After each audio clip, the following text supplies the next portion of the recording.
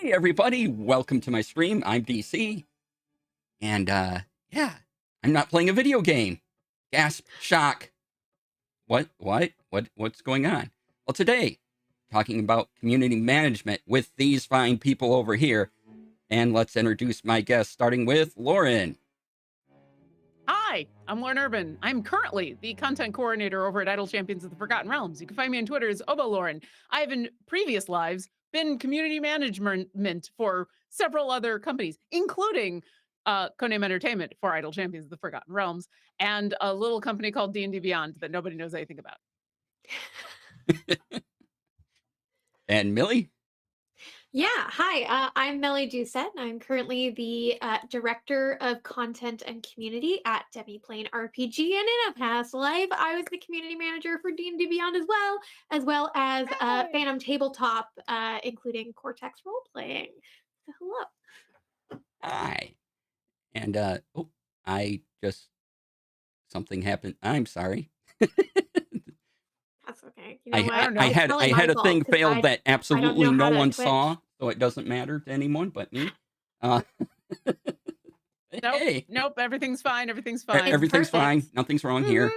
Nothing happened. You You know what? saw nothing. That right there is the perfect explanation for what is community management. It's things go wrong, but on the outside, it's all fine. Everything's fine. We've Absolutely. got it under control. It's gonna be fine. Yeah, there may be a problem, but it's fine. That's just DC coming in hot with the way to describe community management right off the bat. I love it. Yeah, perfect starter. Mm-hmm. Oh yeah. So is that the bed we want to lay for what is community management? I mean, Do we want to I say think like, anything? here's the thing. It's so hard to define. Mm. It's evolved so much. In the span of years, I think especially over the pandemic, evolved so much. But in addition, like industry to industry, it's different. Company to company is often different, even in within one industry. So, like, what is community management is honestly like such a philosophical question. And I feel like just saying like, yeah, things are happening and you're taking care of it is that's definitely one way to put it. I think at its heart, the community manager is the point of communication between everybody who is doing the thing that you're putting out, whether it's in this case TTRPGs. You're putting out a D&D thing, you're putting out a Cortex thing, you're putting out a, whatever, and all the people who are making the thing. So you are that point of contact between the two. And Yeah, everything that everyone expects you to do because of that is community management. And that's where Mellie's talking about it's different for company to company and place to place because where one place being that point person includes social media, another place it includes writing blogs, another place it includes taking care of forums and Discord, and another place includes all those things and more. Sometimes it includes making content. Sometimes it includes just managing a bunch of mods. It's yeah, it's it depends on the size of the company and the size of the community and the wants of all of them. And yeah, it gets complicated very yeah. quickly. And then I you get into the job and you go, it would be a really good idea if this happened for both the company and the community. And then you've just volunteered to become that. Yes, absolutely. I think as well, going back to sort of what you're saying about, you know, being sort of that in between person. I also really like to think about it just at a base level as when I'm with the community, I'm an advocate for the product and the company and, putting that best foot forward. And when I'm internally with everybody who works for that company, I'm the advocate for the community. I'm the voice of the community that's there to ask the questions that I know are going to get asked, to uh, bring up the issues, to be the kind of voice of assent or dissent Mm. depending on what is needed based on what I know the community wants and needs because I'm in there, I'm in those trenches. So, like, I do think that that's sort of you are the advocate of everything. And yeah, what does that require you to do based on that company and based on that community? Mhm. All right, excellent. So what are the what do you both feel the skills are needed to be a community manager? What what is it you bring to the job, the table that uh, has really helped you out that might help someone else looking at being a community manager? It's a simplistic way of putting it, but communication. In all forms. So being able to communicate effectively with other people, no matter how that communication is happening. Is it face to face? Is it over a Zoom call? Is it over a Twitch chat? Is it in a Discord? Is it on a forum? Where is it? What are you trying to say? And can you get what you're trying to say across in the manner you would like it to come across? Because we've all met people who are just not good at expressing themselves in text, and or their tone just comes across wrong. Or we all know people who are great in text but struggle to have a phone call with somebody. So being able to actually um, communicate with somebody when you're chatting with them, talking with them, however, and then really listening to what they have to say so that you can, like Melly said, deliver that message other places. And sometimes it's a little bit also like being a dungeon master and where you need to yes and or no but. Yeah. Sometimes you're talking to the community and you need to be able to talk with them and say, yes, but no, and get your information across about, well, this is why this is going to take a couple of extra weeks, and then go back to the company and say, I understand it's gonna take a couple weeks, but this is what's going on. So that kind of effective communication and then listening to really, uh, to ignore the people or to ignore the tone difference that some people have when they're trying to communicate with you and just listen to what they are saying. Yeah. Uh, just yes, this person has a valid complaint, and the way they have phrased it or put it out there is the worst. But it doesn't mean the complaint is not valid. So being able Yeah. to parse that kind of communication is, in my mind, key, and is Yeah. usually the reason why I get frustrated because tone is so hard to come across in text. Yeah, it's a lot of patience and empathy of like understanding that like even when somebody is doing something really troublesome, or something really troublesome is happening, being able to get to the core of something and actually just say, I don't care about all this extra fluff. I just care about like what is actually happening and what else that person actually feels about it. Because a lot of times people are kind of like, they're a little more snippy, they're a little more terse, especially in text format, or even when they're talking to a faceless brand than they might be in person. And being able to understand that like that's not, like you said, that's not the core of their problem. They have a reason to feel that way, and kind of validating that I think is really important. The other thing, aside from communication and patience, that I think is important is, an awareness of you kind of have to be able to see where an issue is going to happen.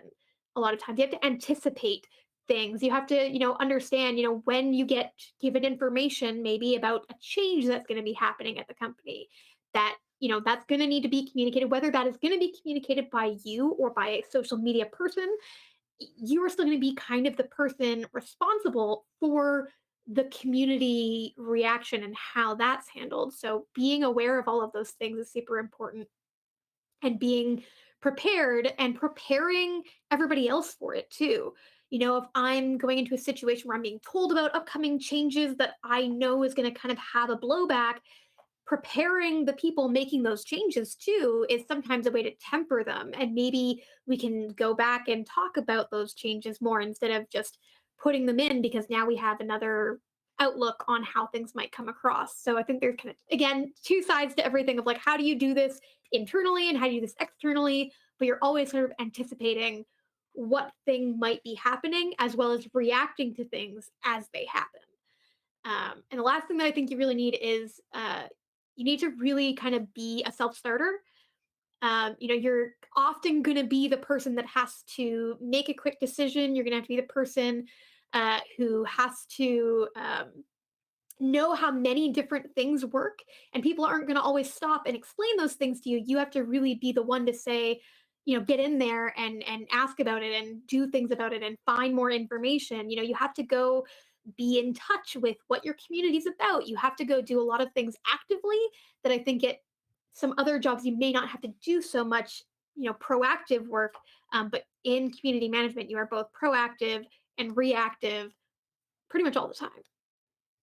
And I think jumping off of that, and I'm sure this will be something else we'll talk about. Yes, you also need to have that sense of being able to turn that off and having your own boundaries and limits, Yeah. especially if you become the community manager for, hopefully you become the community manager for a product or a company that you love. This is something I'm passionate about and I like these people and I like this product. And so I am enjoying my job and I enjoy hanging out with the community. That's like the ideal thing, and so it can be very easy to work 24 hours a day, 7 days a week, to be on call all the time, especially if it's a smaller company and you are it. So being able to set those boundaries both for yourself and then make them obvious to everybody else Yeah. is incredibly important, because community management is a job that is prone to burnout very, very quickly. And if you love what you're doing and who you're working with and the thing that you are being a community manager for, being very conscientious about having time away and not feeling like, well, it's 9 a.m. on a Saturday and I have to check Reddit.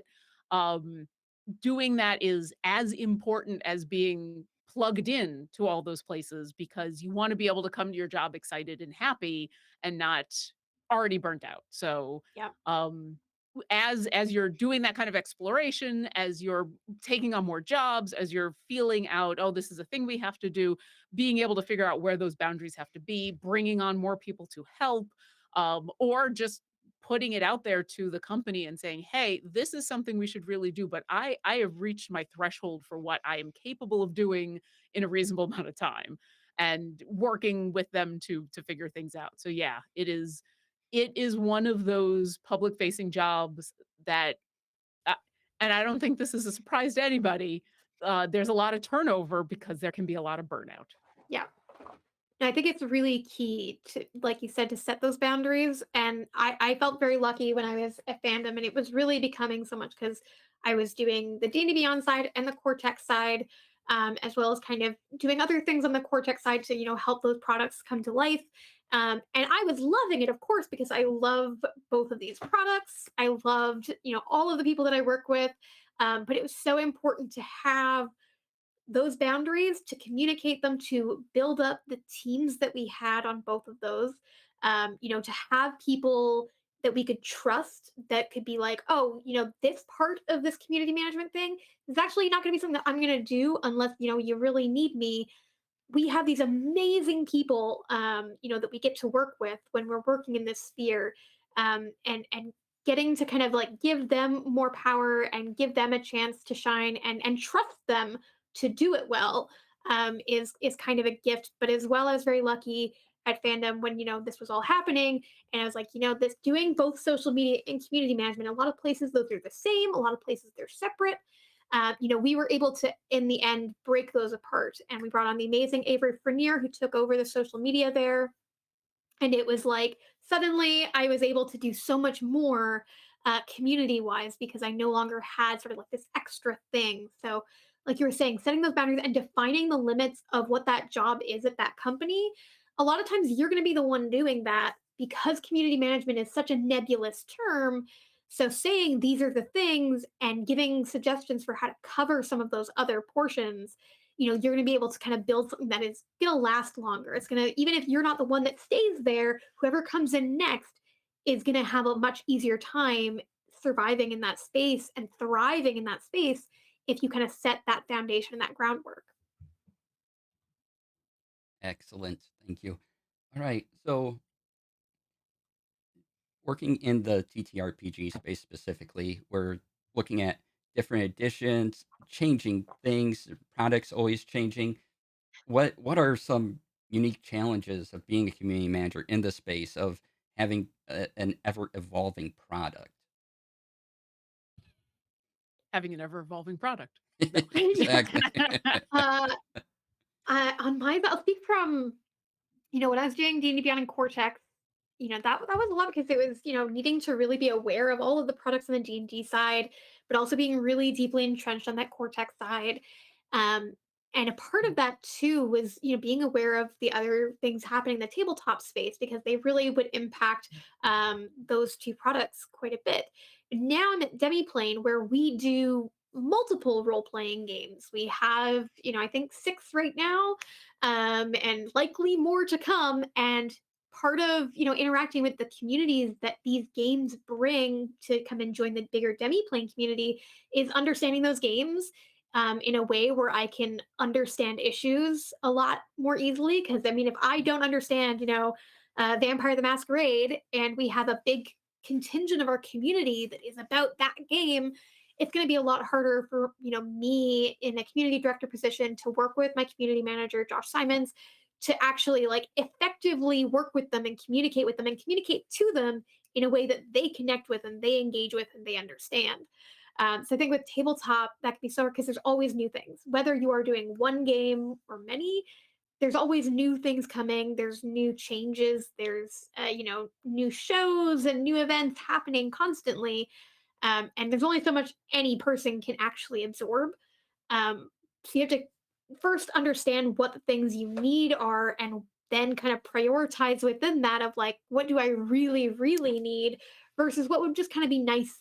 And maybe I can offload that again to team members who we can share in a wealth of knowledge instead of, maybe just, hey, know how every game works inside and out forever. Every game. Um, so my when I was the community manager for Idle Champions, obviously that is a video game, so it's a little different. But I think this will apply just as much from my time on D&D Beyond. I think in tabletop, there's a lot of passion about those individual products, whatever it is. I play this, I play that, I've played a bunch of things, I play this one thing.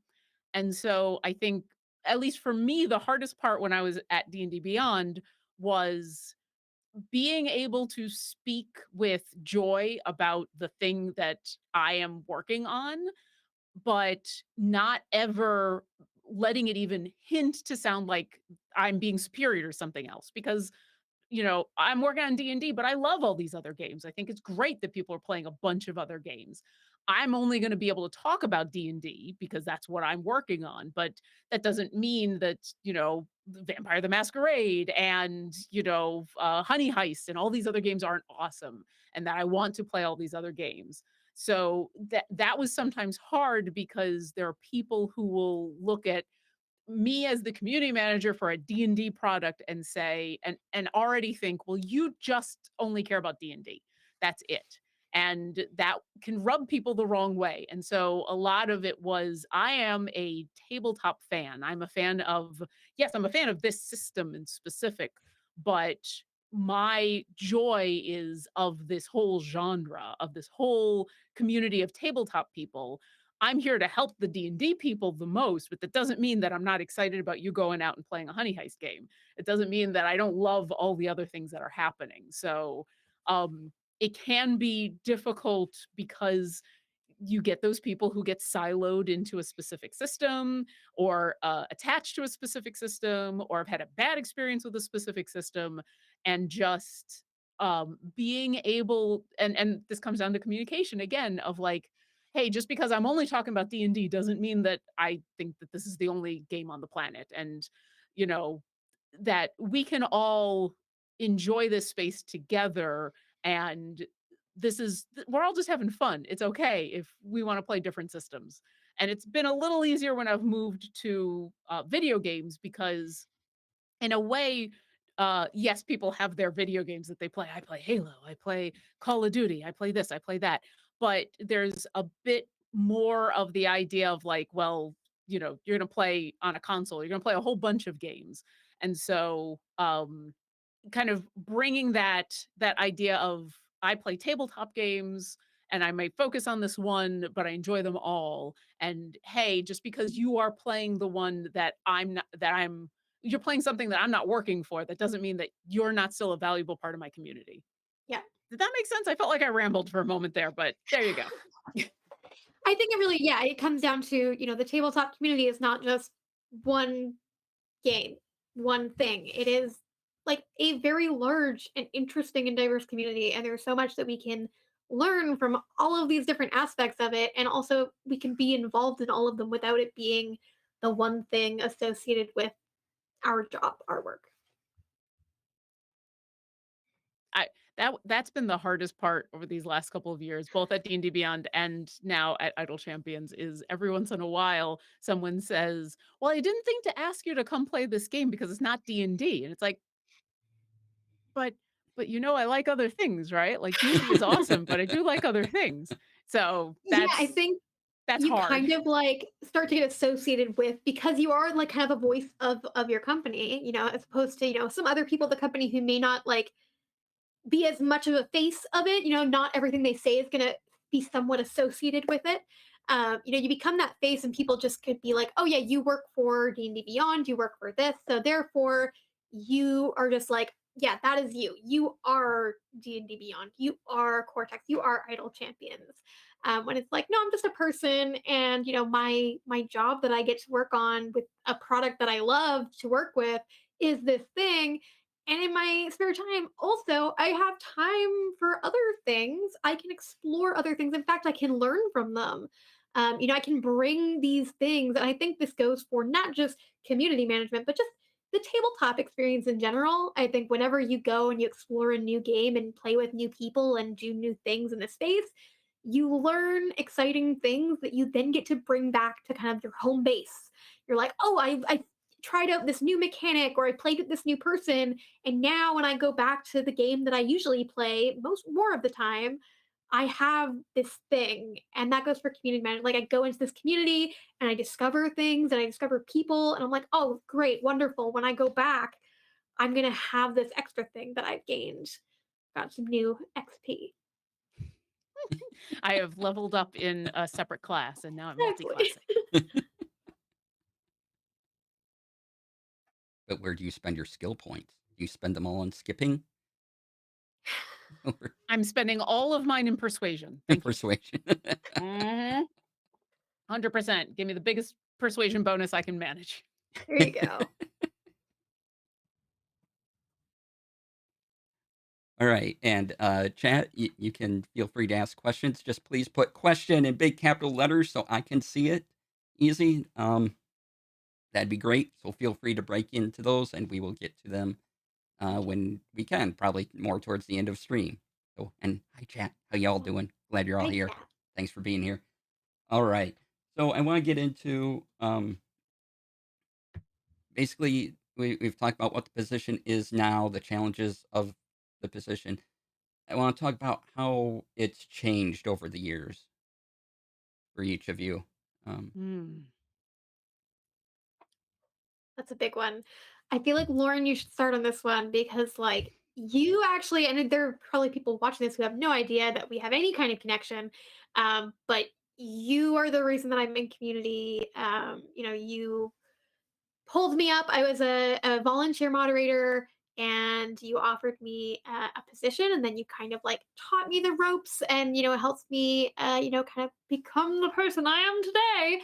So, I mean, really, if you want to kind of start this off of maybe how things you've seen over your time. Well, that is very kind. I didn't help you become a person. I found you fully formed and went, "This is an awesome person that needs to be on my team."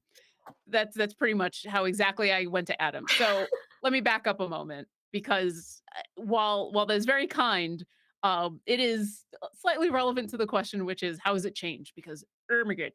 So when I started as the community manager for D&D Beyond, there was still a lot of confusion about what does a community manager in TTRPG even do. There weren't enough companies out there that were big enough to have a dedicated community manager to really define the role specifically. It had all of the, well, you need to connect with the community, you need to cover moderators, you need to do this and that. But then it was very much like, and more. It included being on streams, it included all kinds of other things. So a lot of when I was first there, it was like we've talked about kind of defining the role depending on what that company needed. So I think that's actually the biggest difference between when I started at D&D Beyond versus when I started at, Codename, which was only a couple years later, but by then, the TTRPG community had grown enough, the number of people who or the number of companies that could hire a community manager had grown enough. There had been posts out, "Hey, we are hiring, here is what we are expecting of people," that it became a much more this is a fairly set skill set. This is what we're expecting from people. This is, everything from hours to pay was had become much more well defined. Um, I think the next thing that needs to happen that's starting to get there, going back to my days at D&D Beyond, I had reached the point of I can't be the community manager and the social media manager at the same time. Those are 2 different jobs. Those are very linked jobs. Those are very important jobs, and in a small company or, if you're a freelancer by yourself, you're gonna end up doing both of those, but there comes a point in where, you need to separate them just because of the amount of hours that are necessary. So, being able to find someone that I knew who was already awesome in the community, who's already doing moderation stuff and be like, "I like how they express themselves in the community and in text and in chats and here." And so I know with very little in the way of training, I can be like, "Here is our Twitter. Go forth." But being able to bring someone on to split those duties has was literally life-saving because I was just getting overwhelmed with too much. Um, at CNE, we're smaller and our social media is much smaller. So our community manager does also do the social media, but it's a much smaller scale and there's more people who are involved. So while the community manager is in charge of it, there's at least still the idea there of, well, once we grow this, this will become 2 separate jobs. So I think that's been the major transition for me, has been when I started, it was kind of Adam saying, "I know we need this. This is how we've been doing it so far. Do more." And by the time I had left and gone to Codename and now gone to do something else at Codename, now there are, Roll20 just put out an actual job, here's the job requirements, like a normal job. Like, here's what we expect of people, here's the number of hours. So it's just become a much more well-defined role, and the idea of, if possible, social media and community being under the same marketing umbrella, but not necessarily the same person. So that's kind of the big things for me. Um, and then yeah, Melly got pulled in into the middle of that, and then at one point I just said, "And it's your baby now." Yeah, pretty much. It was just like, "Here you go, Melly," and I was like, "Okay. Mhm. It's not a baby, it's a teenager." It's a lot to handle. Thankfully, you had established a great team, and so it was just a matter, of time, and then thankfully we did it again, like, we got that social media manager, which was great. Because I also agree that I think they are 2 separate things. I think community management and social media, they are both about communicating, and I think that those 2 people, like you said, they need to be working together. But it really isn't the same job. They have different goals.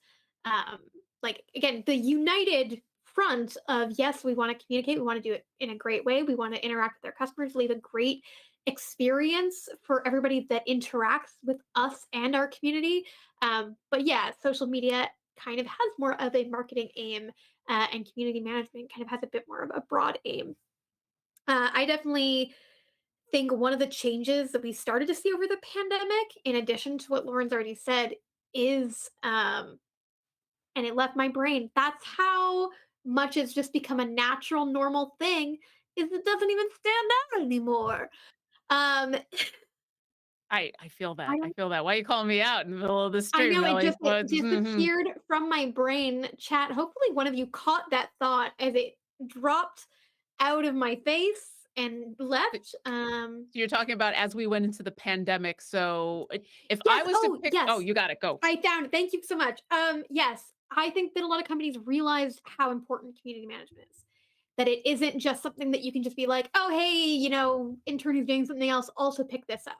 So it wasn't just, tabletop community, which was already starting to become a bigger thing, but it was much wider, um, across various industries saying, oh, we do need community management. So many more people were spending so much time online and interacting with products and businesses that suddenly community management became so important because you were building community, even if you weren't trying to, they were just like, we're here, we really like Duolingo, whatever the thing was. And suddenly community management was essential, in order for you to actually be able to connect with those people, in order to be able to service them properly, in order to be able to kind of like extend that like life and identity of your product and of your community. And so I think that that has changed a lot over the past few years, and that's I think why we've seen such a giant shift in just again like 2.5 years. I feel like it's changed so much, and I think that's a big part of why. And I'm gonna jump off of that because that's a great Yeah. point, and especially since the pandemic, a lot of TTRPG community managers, even before the pandemic, but after the pandemic it increased, became front-facing people in more than just I'm in text or I'm answering emails or stuff. They became streamers. They became, if they weren't already, because there was so much more of that kind of direct communication going on. And it's in a lot of ways a natural evolution because like I said, community management is all about being able to communicate with people. And a lot of community managers, because they've developed that kind of language, that kind of communication skills, getting onto a stream like this and talking to an audience of people in chat is a much more natural transition. And so, seeing those kind of uh, community managers coming on and doing here's a Q&A, here's a stream and where we're going to talk about some of the upcoming products. Um, I think that has become more prevalent. And then the way that it helped the way that it helped the rest of the company learn how important a community manager was because I watched, uh, fortunately, no one that I worked with, but I watched other places be like, well, our product designer is a product designer. People are going to want to talk to our product designer. Let's just put them on a stream. And it's like, being a product designer and being essentially a performer are kind of two different things, and it's unfair to the game designer to make them be in front of a camera and answer questions because that they have no training in that, they have no experience in that. And so I think there were a lot of people who were like, well, we now have to have a streaming presence, so let's just put everybody on stream. Very quickly learned, oh, you can't just be talking in front of a camera. There's a skill set here, and and that's what uh community management does really well, is being able to talk to other people in a way that is as clear as possible to all parties involved. So it's been a fun cycle to watch. The We need to have a Twitch channel. We need to have a YouTube. We need to communicate with our people. Hey, let's pull, they're going to want to talk to the devs. It's not fair to the devs. No, let's have the community manager talk, or let's have the community manager help train a dev who is interested. Okay, here's some suggestions on how to do things. So I Yeah. think the pandemic became, you're now an influencer. Go forth and influence. Yeah, or have, like a place where, the community manager is hosting and they have a dev on where the community manager gets to be the person who is making sure that things move and it is an entertaining thing for viewers, but it's also kind of protecting that dev, being the person to be like, I'm gonna just shoot you the questions. I'm gonna be communicating what you need to know so that they don't have to be like, oh, I'm performing. No, they're just there having a conversation with their coworker that they Yeah, already work with, and their coworker is the person responsible for the actual performance side of that stream. Because I do think that like it is kind of should they want to communicate with the community, I don't think that any dev or designer anybody should have to, but should they great. want to, should they be accept the invitation to, that they definitely shouldn't be just like, here you go, here's the wolves, our lovely, wonderful wolves that we love very much. But they've never seen you before, so they're very excited. Mhm. Whereas, we can have a little bit of a buffer. I myself am a wolf, so I'm like, hey, let's howl. Mhm. This metaphor got away from me. No, but I'm here for this pack. Excellent. It just the other thing that it makes me think about is, all like I've talked about we've both talked about, well, we've got these devs or we got these people who work on the product who it's not fair to put them out in front of the community without them being prepared. I know not the opposite, but I know plenty of people, and I can think of several in specific, who are excellent at their job in the company, and then also just happen to have, for whatever reason, have the communication skills and are excellent on stream, are very clear communicators. They know how to phrase things very clearly. They're very engaging when they do it, but they hate it. It is not a thing that they either enjoy themselves or think is fun in any way. And it's always that little part of me that's like, but you're so good at this. You're so good at this. But like Melly said, you never want to force those people out front because it's not fair to them. And then it's also like it's not fair to you because now you have to feel like the bridge that you were now is destroyed, you know. There, that's the metaphor that got away from me. Perfect. We are bridges, we are wolves, we are community managers. We are wolves on bridges. Wolf Bridge. What do you Bridges do made of then? wolves. Oh, hey. I think I ran a D&D game encounter like that. Here's a bridge full of wolves. I'm pretty sure that's been an encounter of mine. I would expect nothing less.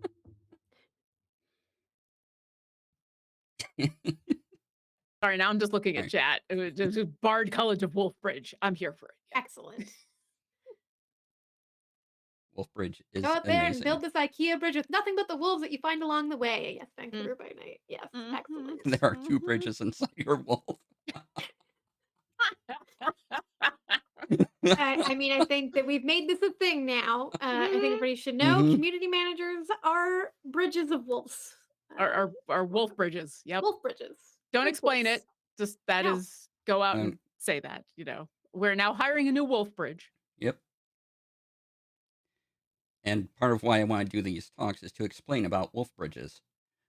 Uh, Well, I'm glad we finally got to it. yeah. The I mean, actual topic of this conversation. Let's talk about Mhm. wolf wolf bridges. bridges. Mhm. It's been too long. Way Yes. How have we far too gotten this long. far? No, why I want to do these is because we are dealing with relatively new positions. I mean, we're talking within last 7, 10 years, and all of this, the streaming and everything is very new to a lot of people. And I think it's important to have these conversations so people have an understanding of what's involved in all of this and what what to look for in the various people you need and how they operate and what expectations are. Because I see a lot of misunderstanding on that. So I want to try to bring a lot of that out and hopefully prepare people for doing these things as best we can. And however, I would like to go over something Lauren said in our Twitter Yeah. chat a while back about Uh-oh, what'd I say? yeah. Well, you remember What did 5 I do? years ago when we had that conversation? No. No. Uh, you had mentioned some people using this they're viewing community management as a stepping stone. Yeah. Bad part. If you could elaborate on that a little more. So, I think it's wonderful when you join a company and you want to grow in that company and take on different roles and positions. But I do feel like, especially in the TTRPG community, that community management can sometimes be viewed as the stepping stone to do something else. I'm going to become the community manager, not because that's what I want to do, but because I actually want to do QA. I actually want to do game design. I actually want to be a content coordinator. I want to do something else. And that, when we talked at the beginning about burnout, that is the quickest way to get burnt out. I think one of the good things about the evolution of the TTRPG industry is now, if you want to get in at any of those levels, if you want to be a designer, if you want to be an artist, if you want to be a QA person, if you want to do those things, there are paths for that. There are much more clear paths for doing that. Don't look at being the community manager as the foot in the door to do the other things. It often, just like any job, when you first join a company, there's growth potential into doing other things and getting excited about doing other things. But it's really important to want to be a community manager, to want to interact with other people, even people who are not going to be happy with you all the time. It's important to be interested in all the things that we've talked about and be excited about that job. And it's the quickest way to not want to do that job anymore is to go into it thinking, "Well, I'm gonna do this for a little while, but then I'll get to do the thing I really wanna do." Yep. And it's hard because community management is also one of those jobs that, because it's such a eclectic mix of skills, it's not necessarily one straight path. Like, if you wanna be an artist, you can be go to art school and you can, learn to be an artist and do art things and then submit an art resume. But community management is just has a bit more of a nebulous entry point. So as you're looking at those jobs, and it's okay. It's 100% okay if you look at the job of community manager as much as you want to work for a company and go, I'm just not going to enjoy that. I'm just really not gonna, I love this company, I love what they're doing, but being on Discord, no, I can't do that. And that's okay. There will be other opportunities if what the thing you really want to do is game design, go for a game design position. Don't be a community manager if you don't want to be a community manager. Well, I think that it's a disservice to yourself because you literally like do not think that you will have time to pursue, every passion that you have when, this is your role. It's your full-time job. Hopefully it's your full-time job. Because it absolutely will be taking up your time as a full-time job. It's a disservice to yourself. It's a disservice to the community as well, because if you are not invested in actually managing that community, in improving that community, in engaging with that community, you're not going to serve them well. And I think that, like, hey, that community and that product, like, they deserve that. That's why they're looking for that community management position. So yeah, like, if that's not what you want to do, if interacting with people and solving these problems and doing all these different things that we've discussed is not your game, yeah, it's not your path to another place in the company, as you might think, as Lauren was saying. Like, again, like, it could maybe naturally, if it just so happens to happen, you love being a community manager and something else happens and you take an opportunity, then great. But definitely don't go into it with that thought of, yeah, this is my way in, this is my gonna get my foot in the door, because it's a pretty heavy door. On the positive side of that, because the community manager role for every single company is varied and different, there's a good chance that if you're looking at this job, if you're interested in it, but there's just an aspect of it. Hey, and I'll go back to the idea of the last couple of years, a lot of community managers have become streamers because that's just become one of the multitude of ways that they interact with community. If that's not what you want to do, if you're like, I'm 100% okay with talking to people and I love being on Discord and I love being on Reddit and emails and social media and all of that, but I'm not interested in being on camera. Like, you don't have to be. And there's a lot of community manager positions and where that is not at all what you're doing. Um so just because company A over there is has this sphere of what the community manager does, if you're looking at those jobs and you're like, I think all of this is super cool, except for this one thing that I really feel uncomfortable doing, like, either look for a community management position that doesn't have that, or talk to the people who are doing the hiring. Let them know, because once again, community management is this giant sphere of stuff. There's always stuff to do. There is never a time in where you're going to go, well, I don't know what I should be doing. So there's a good chance that you know, if you like the core of the job and there's just one part of it, hey, I'm not really that good at writing blogs. I know that's part of this job. Can I get some help with that? Because I'm really good at like communicating with people, but actually sitting down and long form writing is just not my jam. Like there are ways that you can get help with that or backup with that, or maybe that just gets given to someone else in the company who is excited to do that. Mhm. So yeah, don't be dissuaded if you like the core of the job, but there are, you're looking at what Melly and I did and something specific we did and go, I'm just not into that part of it. Yeah. Still take I a think look. it's like any other job in that way where there's like this big list of things. It's like this is what your job will include, and then kind of as you go through a process of discussing with the interviewer and kind of going the path down that job, some of those things may not actually end up being part of your job, or some of there may be things that actually they didn't think to write down that will become a part of that, and that needs to be the ongoing conversation. And I think because community management, while it is getting more defined, is still, again, like different from industry to industry, different from company to company. That, like Lauren said, like you can have that conversation and you can try to define that role in a way that you are going to be able to do your best work, be the best, community manager that you are. Because I will tell you 100%, I worked with Lauren for a long time. And then I got to kind of like be a community manager myself. We were very different community managers. We approached things very differently, obviously with the same heart of what we were trying to achieve, but we're different people. And I think that's something interesting about community management too, is you can really define how you approach it and how you do the job and what the job really is based on how you think you can serve the community. So have that conversation if you're interested in this kind of job with whatever company you're applying to.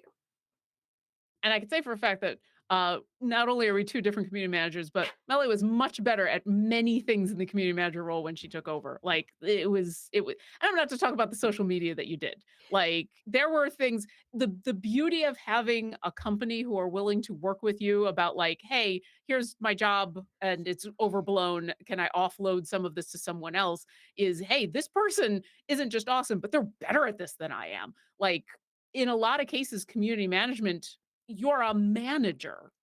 And so ideally, you're finding other people, whether it's other people that you're hiring into the company or, people that you're bringing on as moderators on the Discord or moderators on Twitch or moderators on a forum or whatever, who are volunteers or who are part-time, whatever their role is. y- A lot of the time, especially when your company gets big enough, you're a manager. You're finding people who are really good at a thing, and saying, "You're really good at this thing. I would like to support you in doing this thing more." So there are also a lot of opportunities if you get into that role and you go, "I can do all these things and I like doing all these things. I just like doing these things more. Maybe I can find someone who's really good at this." You will find someone who is really good Yeah. at that, and then that partnership is amazing. Yeah, creating like the team that you work with, whether they are the people you directly work with in a managerial kind of position to them, or even just the other people at the company, like who are your resources for different aspects of your job? Like you're going to get close to all of them. You're going to get close to the devs. You're going to get close to the people who are doing content creation. Like, are they doing video or whatever they're doing? You're going to get close to them. You're going to get close to marketing. You're going to get close to a little bit of everything because they all touch community. And then you're going to also have your team of people that, you get to build and you get to cultivate. And all of these relationships together combined, we are community Voltron management. or community management, but I like Yes. Wolfbridge. Voltron. Wolf Bridges. Commutron. Wolfridge. Yes. Thank We you. are Wolf Bridge. I like how you both took a drink at the same time. That was awesome. Well coordinated. Uh, We worked together long enough that Yeah. we've got that rhythm down. Even though it's Always. been a while, it's just like, all right, It's been Melly, a while. time for water. Here we go. so, building our wolf bridge to another topic on our island of community management. Uh, what are some strategies you both have for dealing with the community, just in how you develop the communication, how you talk with them? We kind of hit on it before, but I want to sort of expand those out into sort of actionable things that people could do, or you know, how to communicate with the wider world in a way. Yeah. For me, I I think there's like again, there's a lot of different ways and times that you will be interacting with the community. I'm going to be like probably not many people in my corner. That's going to be a lone wolf bridge on this in some ways. That my favorite thing to deal with is actually the crises or an angry person. My family kind of like raised me with a lot of conflict resolution and like service industry mindset. So I've always found that to be kind of easier, and also I kind of like the adrenaline rush that I get makes it like, "Oh, I'm gonna just sit here for like 8 hours and knock all this stuff out and not even be tired because it's my jam. I love it." Um, so I definitely have enjoyment out of that, and for me, a part of the big part of the approach is that everybody is the protagonist of their own situation. So, no matter what is happening, every single person is the most important person to them in the situation. And so, me coming in, I think when you have an issue, whether it's an angry person or, there's an issue with the product and people are responding to that with complaints, then understanding that, like, there is nothing more important to them in this moment than their experience. And understanding that and meeting them on that level of understanding their feelings, validating their feelings, even if I can't help them at all, just coming in from that and communicating with them from that perspective has solved the problem for me 9 times out of 10. Yes, occasionally it's not going to, but I think just understanding that everybody is a person. They're not just some random thing on the other side of the screen, and that they are having real feelings. They're like actually angry or annoyed or sad, or their game has been messed up because the product stopped working in the middle of their game. Understanding that and treating those feelings as very important, I think is just huge. It makes such a difference. They will immediately be like, oh, I'm being listened to, and they'll see kind of the human aspect of that response, and they will then, even if they still have an issue, they will now respond to you differently. They will kind of almost match what you're bringing to the table. Again, 9 times out of 10 won't always work, but 9 times out of 10 I found that, and there's just something very rewarding to me about that. And so I do think that just in general, everybody on the internet could benefit from treating everybody like, hey, they're not here just to say something to annoy you. Yes, trolls exist, but I've even found, responding to trolls in a very genuine manner. I've had a few that have responded and been like, well, I was just like making a joke, but actually that answer was helpful. So, I think just treating everything as genuine and going from there. 100% agree. And while I don't get the same excitement out of conflict resolution, what I do get is the satisfaction of it being resolved. So I'm I'm a little more anxious at the beginning of that, but the end result makes me happy. But 100% the being engaging with somebody, even if you can't solve their problem, just listening to their problem and acknowledging that is a problem.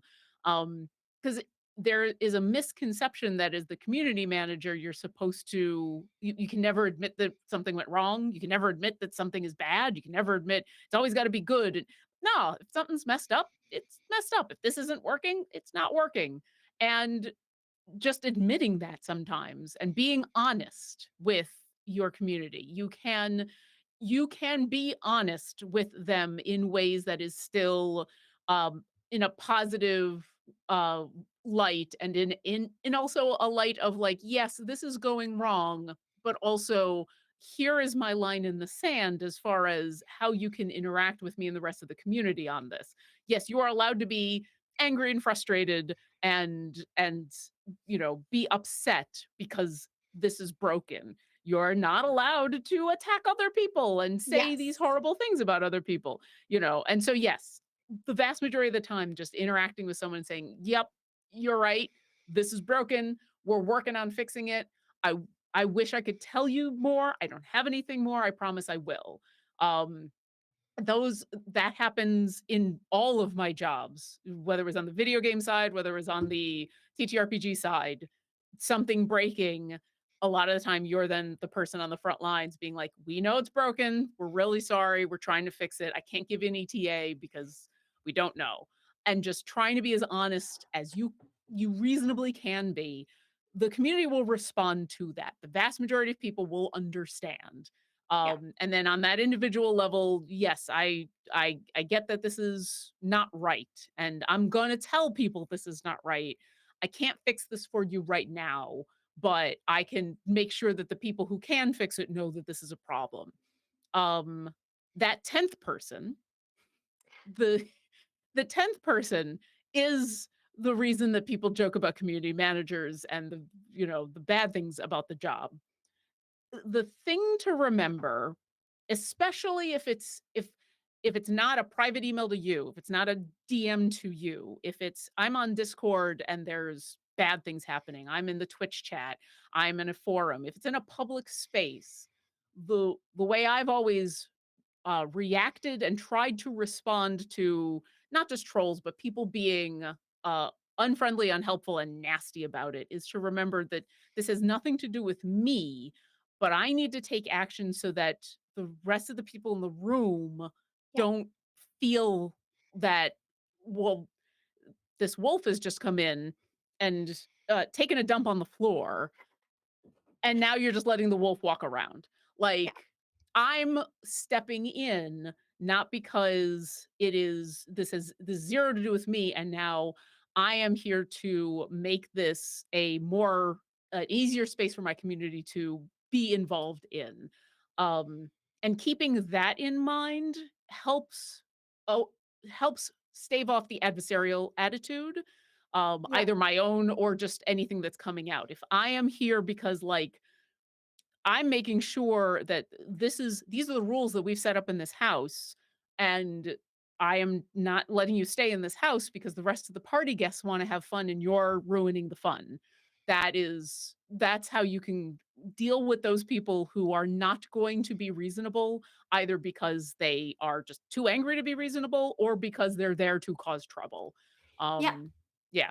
There's also kind of the side of things where, like, there will be times when, there's somebody who just doesn't like your product, whatever that product is, and they will have things to say about it. And it's not that they're not attacking anybody. They're just, bemoaning whatever they don't like about that product and answering their questions and kind of again discussing with them the things that this product doesn't do for them that they want it to do and just trying to make things really clear.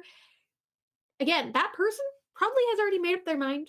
They are probably not going to be convinced, but everybody else in the room, in the same way that you would deal with the wolf poop on the floor, is that you are having that conversation because there are other people there that didn't ask the questions and they appreciate the answer. And Mhm. they appreciate seeing you interact with somebody on an equal level where they are coming in and they have issues and they want to have a discussion about it, and you say, yeah, I'm going to listen to you and I'm going to share the facts about this. I can't change what this product is. If you have some good suggestions, I will pass them on, but I can also explain to you what and why this is in an honest way. And that, again, that person's probably not going to be convinced. Again, 9 times out of 10, when they do come in with just like, "I don't like this for XYZ reason, and it's the worst thing," they're not gonna be convinced, but other people in the room will be like, "Oh, I didn't know that," or, "Oh, I think that's really cool how that is that way." And I think that's kind of part of how you build that community is now all those people know this thing because you were just there and you had this conversation that was frank and polite and, everybody could enjoy and join in on it and give their own thoughts and ask their own questions. Kind of gives that level of accessibility and transparency that I think, is a really, one of those interesting, complex to manage for your own personal health side of community management. The other thing I think to keep in mind, and I was told this, I think back in high school, and it's always stuck with me, is that people are a bell curve, and like 10% of the people will always hate what you do no matter what. They cannot be convinced. They don't. They don't want to be convinced. They just want to dislike something. 10% of people will always love it. They will always be like, this is great. I've got no complaints. And they are going to support you no matter what you do. 80% of the people can go either way. And that 80% I think is are the people that you are most going to be talking to. And so for your own mental health when you're being a community manager, that 10% that is just they're not going to be a part of your community no matter what. They are always going to be a problem. What you are willing to do for that 10%, you always have to make sure is not going to impact that 80% that is, A larger majority, and B, can be convinced either way. So are you giving things up in order to try and please a small minority that just really wants to be angry about this thing, or just simply, this product isn't, the right fit for them? Or are you going to focus that energy on that 80% and trying to kind of make the best thing that you can for them? So I think that that has helped me, at least, of trying not to get stuck on like, why does this one person not like it? I'm trying, I want them to. And sometimes they won't. And that's Yeah. okay. The line I often draw in the sand, especially when dealing in public with somebody who is not liking a thing, is they can not like the thing all they want. The game is you're not going to hurt the game's feelings. You're Yeah. not going to hurt the dice's feelings. You're not going to hurt the computer screen's feelings. The whatever the thing is, the books, they're not going to be upset. You can be as angry about any of that as you want. The instant that turns to anger towards a person, a Yeah. real person, a me as a community manager, a dev who's worked on this, someone A who group is of people. yeah, whoever it is, that's usually where I draw the line. And a Yeah. lot of the time, when someone who is very upset or fervent about how much they are not enjoying something about a thing, if and when they either get close to that line or cross it, just pointing that out often brings everybody back down as like a reminder of no, no, no, no, wait. I totally get this. This is a thing. Yeah. I This is not a life or death situation. And so a lot of the time making that very clear, not just to the person that you're directly interacting with, but to everybody that like you're not going to hurt the book's feelings, but hey, we're not going to say those kind of things about a real person. Yeah. I will listen to you talk at length about this rule, but the person who wrote this rule deserves some level of respect. Yeah.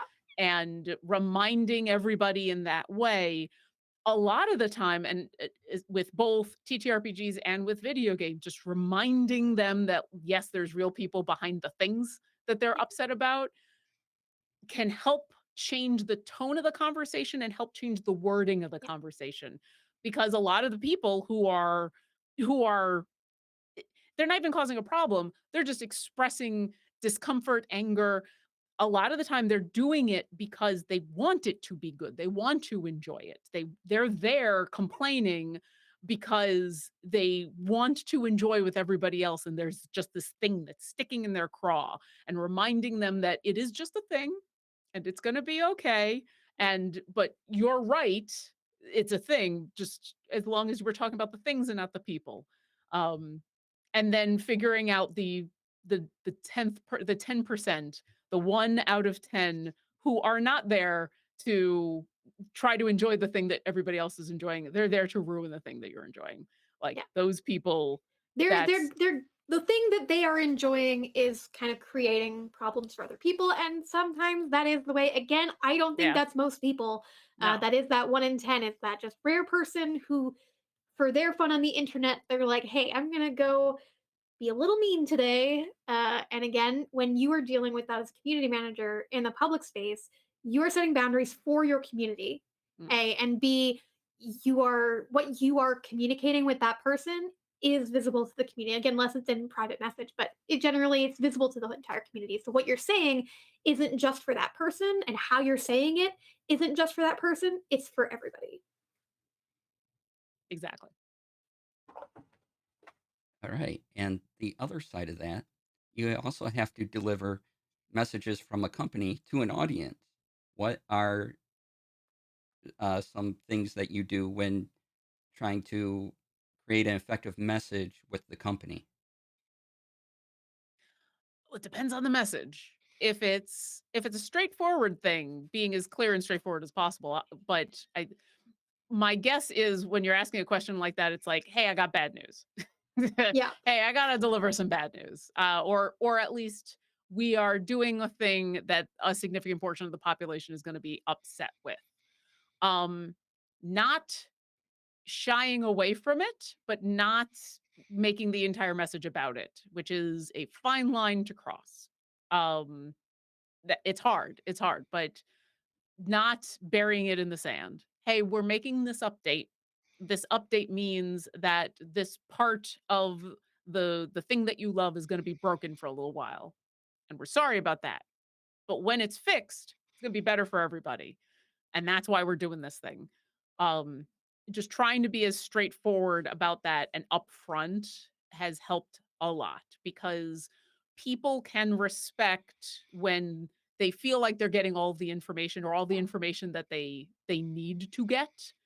Um, but if they feel like you are hiding, if they feel like you are sweet talking, sugarcoating Yeah, like you're anything, trying to pull one over on them. yeah, that doesn't feel good, and then they wonder about things, you know? So yeah, being as upfront as possible. The the easiest example is the, "Hey," in D&D Beyond's case, the site's down. In Idle Champion's case, the game doesn't work. In those moments, the site's down, the game doesn't work.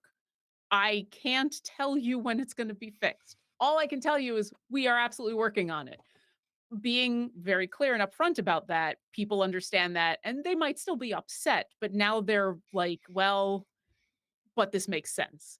But the instant you try to be like, "Oh, well, things are a little down right now, and I'm sure it'll be fine momentarily." As soon as you start talking in circles, then people just they don't trust what you're saying anymore. And also on a regular basis, flat out admitting this is not something I know or that I can talk about. Yeah. Because sometimes people ask questions that are perfectly legitimate questions that we just don't have the answer to for a variety of reasons, Yeah. and not trying to talk in circles around it and just saying, "I don't know. We don't know that yet, but as soon as I know it, I'll tell you." Yeah, I don't really have much to add on to that. I think that being able to, especially if it's bad news, being able to share like what the benefit is that comes out of this. Like, yes, we are making this change that is not great, but it's because of this. You can't always do that. You're not always, again, sometimes you as a community manager, you are given a fence around things you can say and things you can't say publicly. And so you have to be careful about that while still being as upfront and transparent with the community as you can. And I do think that like, we don't know yet, or we will be sharing that information when we can. Those kinds of things definitely help. And again, like people would much rather hear. I don't know. We saw that I think when on D&D Beyond, you know, we saw when kind of our devs would be on the forums sometimes, and the devs just saying, "Hey, actually, I don't know about that." Like people liked that way more than here is a 10 paragraph post kind of trying to avoid answering the question. They would rather just hear, "Sorry, I don't have an answer to that," than have to go through and like fine tooth comb and try to figure out, "Oh, you're just saying you don't know," but like in a really long essay format. Trying to make it convenient, even if it's an inconvenient thing, I think is really helpful. Also, the longer you're in that position as far as just as a community manager, and the more you can cultivate that trust with the community, the more they will be there for you in Yeah, those crappy moments where things have gone wrong. The more that when you have to put out a statement that isn't the best news, the more they will at least be there and trust you and go along with you because you've worked with them to let them know that, hey, I am here for you as much as this thing that I'm putting on. They will have your back, yeah, and so the more consistent you can be with that, the better it is every single time. And I've seen that in both jobs where just, you know, and it's something that you might need to cultivate depending on where you're coming from and where you're going, but I've definitely seen those moments of like, "Hey, here's some bad news. I have to deliver, but you deserve to know." And people in the community literally saying, "Yeah, this kind of sucks, but thanks for telling us," instead of Yeah. the So it's it sucks every time you got to do it, but in a weird way, it gets easier every time you got to do it Yeah, and because it kind of yeah, feels like even when you have to do that, it kind of feels good when you do see that community has your back because of what you put into it.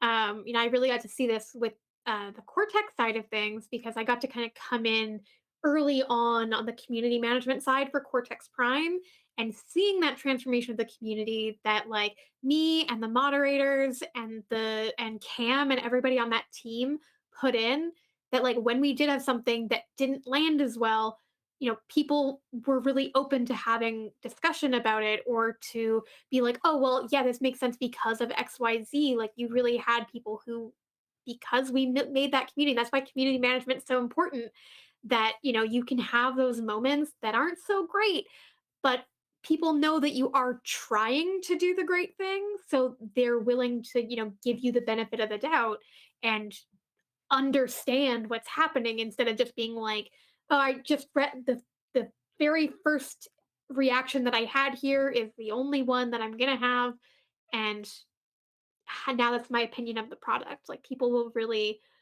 deepen their relationship with the game, with the system, with the product. The more that you can develop that community around it and make it a place that people actually want to be and place that people enjoy spending time in.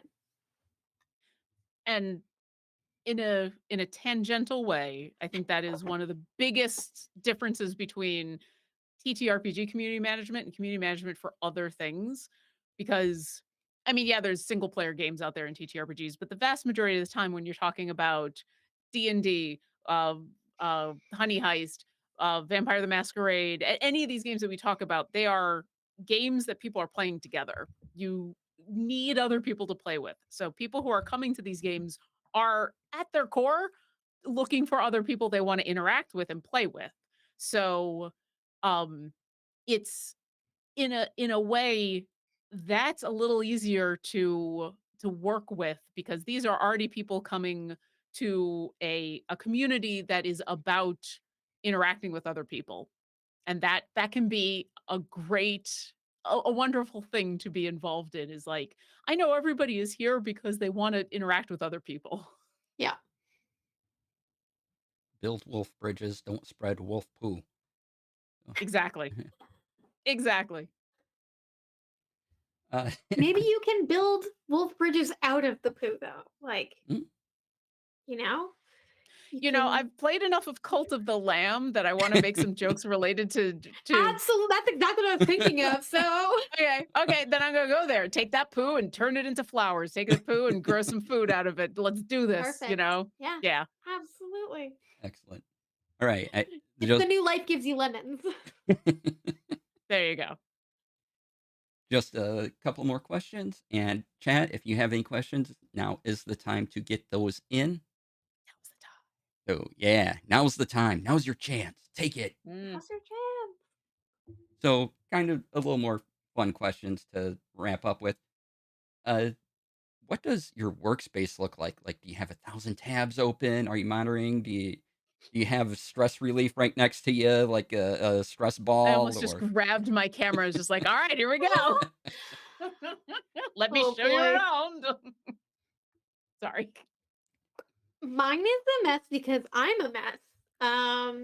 You can see behind me very nice game shelves. These are my board games and my tabletop games over there.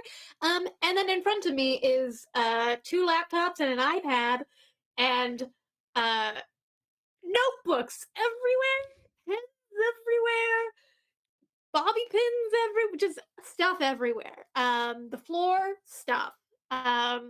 This box, nice. Everything else, disaster, because that's what I am. However, I don't have a lot of tabs. What I will do is I will um, have the thing I'm actually working on, and then everything else is kind of like in folderized tabs, but they're not in my face because ADHD, I will not get any work done if I can see them all up there. But in general, other than my tabs, which are very organized, everything else around me is a disaster. And everyone's workspace is different. I'm I consider myself incredibly lucky in where I was working from home before the pandemic.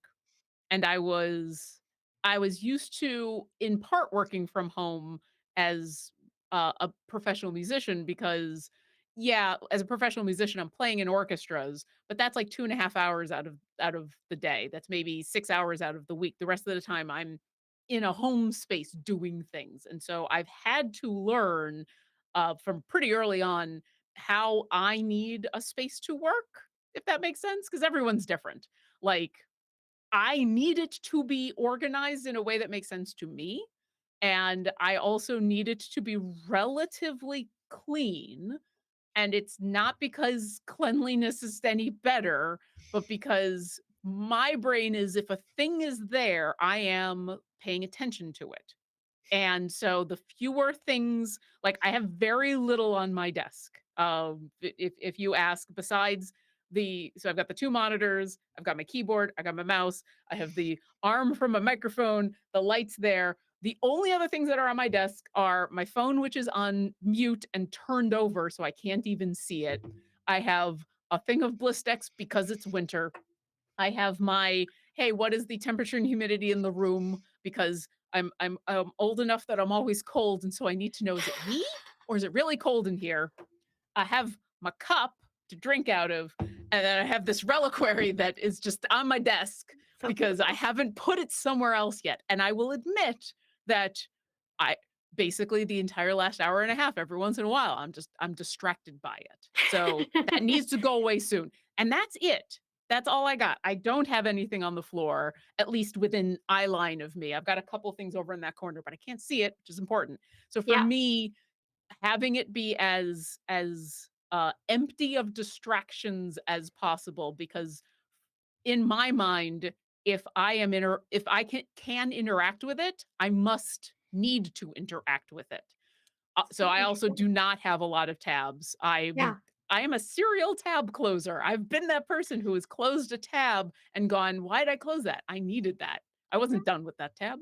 Um, I am not the person who has 3 billion things on my computer desktop. I've got a couple of folders and that is it.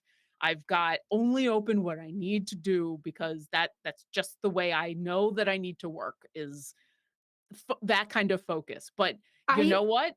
It's different for everybody. I find it interesting actually, like, how similar our, like, going into it is, but how differently that comes across, because for me, it's also like, yeah, if I can see it, I'm gonna interact with it, but, like, I think I'm so good at, like, tunnel visioning on my laptop screen that everything else, like, there is all this stuff, and if I actually look, I'm like, "Oh, yeah, why do I have 2 glasses of water here? Why do I have oh gosh, there's all this stuff," but I'm like, I don't see that while I'm working because 'cause I'm like, I'm 100% here, but the tabs, those do get in my way. So, like, Mm, those get folderized so I can't see them all. My desktop, it's a mess because I can't see that most of the time. If I can't see it, it's fine. I don't need to worry about it. yeah, So it's very interesting. It's very similar of like if I see it, I'll need to interact with it, but just what we see. yeah. So that's kind of fun. And it's the same thing with hearing. If I've got something else playing, I can ignore something that I'm listening to if it's talking. If it is music, I can't. And that's once again my music training. So I can't listen to music while I'm working, but I can listen to a podcast. I can listen to a live stream that's going on. I am a serial worker and lurker. I am in Twitch chat all the time, but I may only talk like once or twice because I kind of have it going on in the Oh background. man. Yeah, but I cannot listen to anything while I'm working. I will, like, put my headphones on, and they're noise canceling headphones so that I cannot hear the very distant music of my neighbors yeah. because any sound and I'm, like, distracted. So, I unfortunately I always want to, like, watch more Twitch shows, but I can only do them when I'm not working. So I Mhm. can only fit so much in that time. But it definitely, like, is something I wish I could do because yeah, music or talking or anything, I'm like, I can't. What am I writing? What am I doing? Oh no! Why did I just write the words that they said? Why am I just transcribing what's going on? Yeah, and once again, for me, I think that goes back to me being an orchestral musician in where both the needing to keep things out of sight because if I can see and hear it, I'm paying attention to it because that's part of my training is I'm an oboist in an orchestra. I need to focus on what I'm doing, but I also need to be very, very aware of everything else going on around me Yeah. because I need to interact with it. So in my office space, I still have that mentality. So if it's in my line of sight, I need to interact with it. So I need to make sure the only things that are interactable are things that I absolutely need.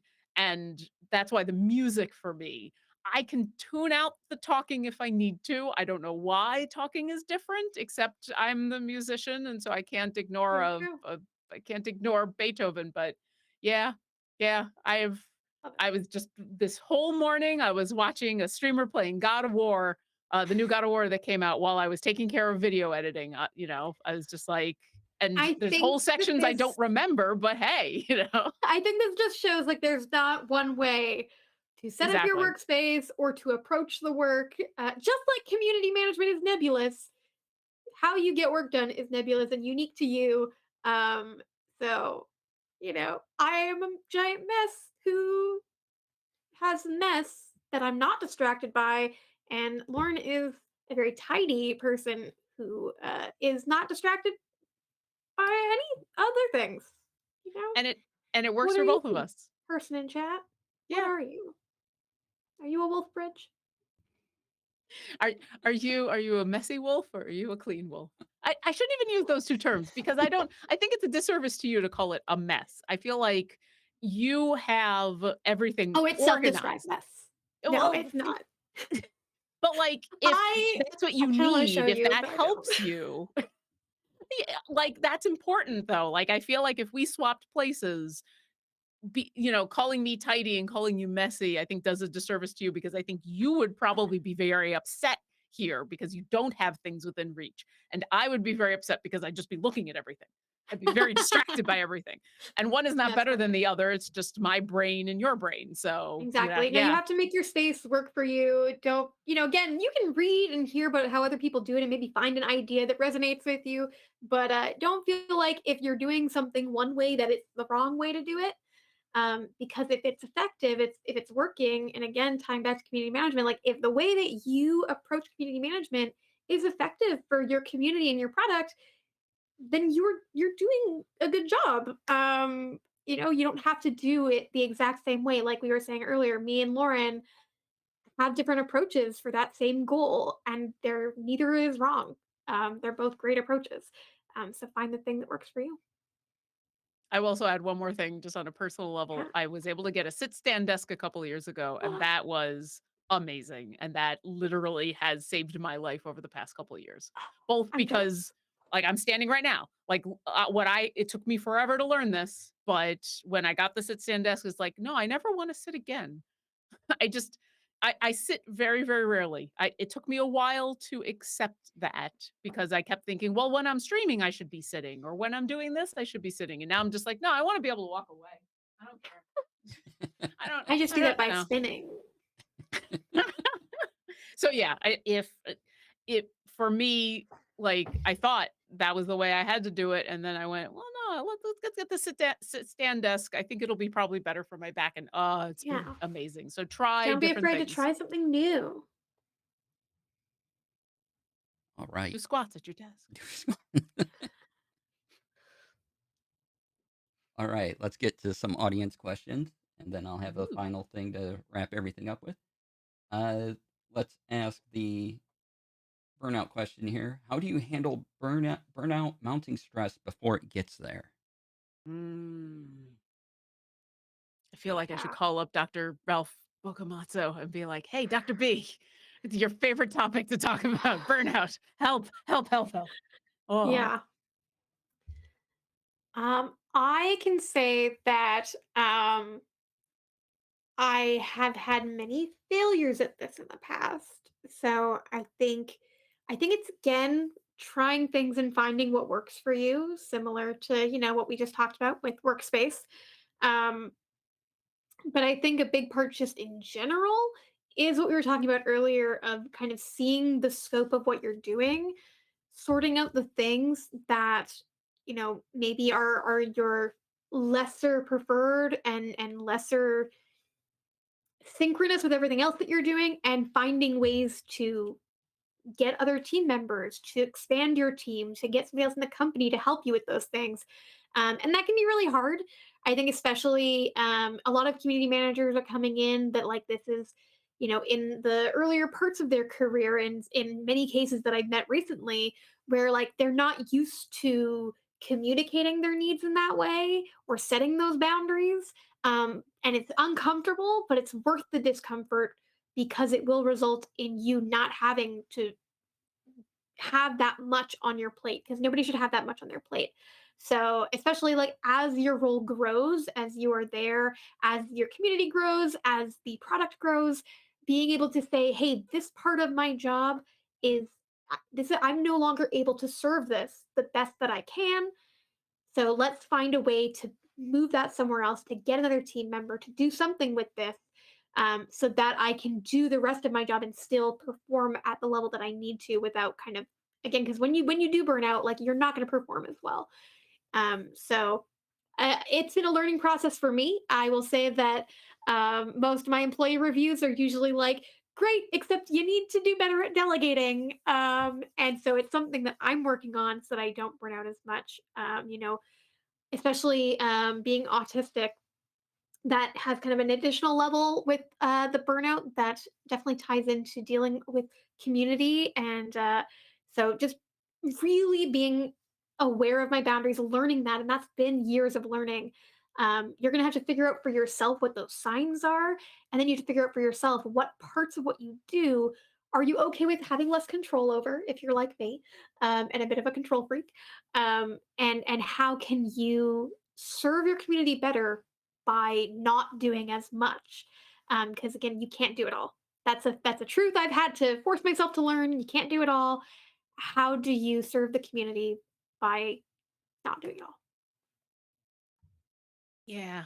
Yeah, all of that. The hardest part about dealing with burnout or avoiding burnout or getting out of being burnt out is, especially as community managers, we are people who want to help other people. We are people who want to be there for other people.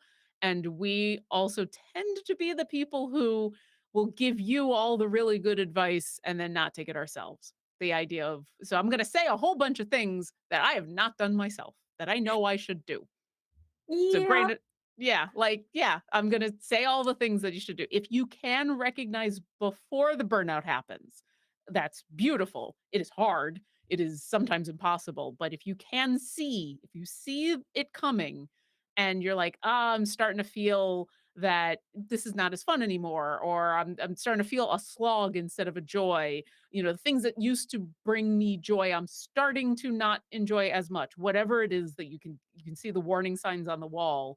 Yeah, everything Melly said helps a lot. What I've also found is just reevaluating the time you are working, because especially in community management, but as in any job, um it can eat up a lot of time that is more than a 40-hour work week, that is more than a full-time job, and it can eat into time that is outside of normal work hours, weekends, evenings, that kind of thing.